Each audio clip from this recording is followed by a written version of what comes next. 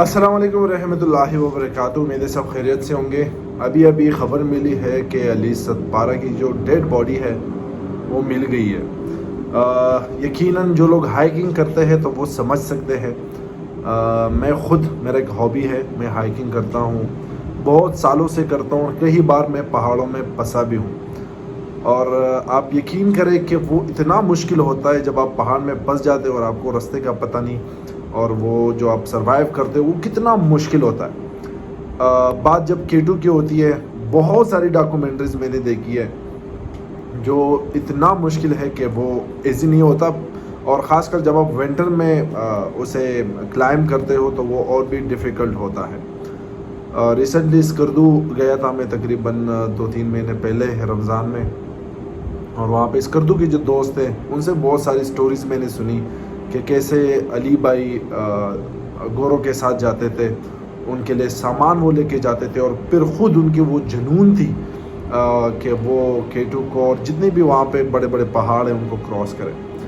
وہ جو خبر تھی وہ دل پر بہت, اس کا جو امپیکٹ تھا بہت برا تھا.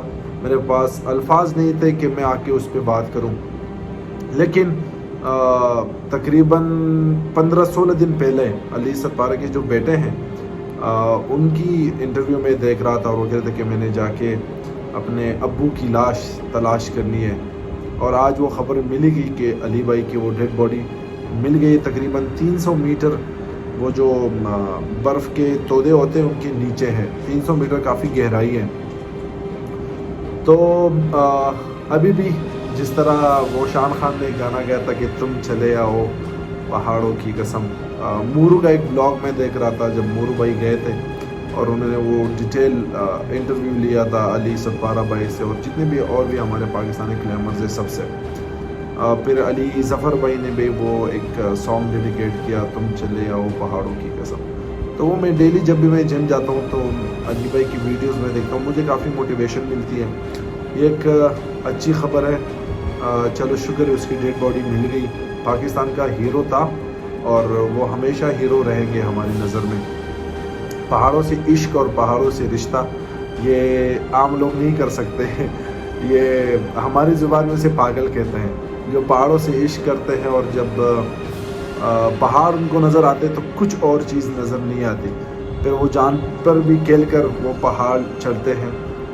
میری زندگی کا بہت ہی اچھا تجربہ رہا ہے پہاڑوں کے ساتھ.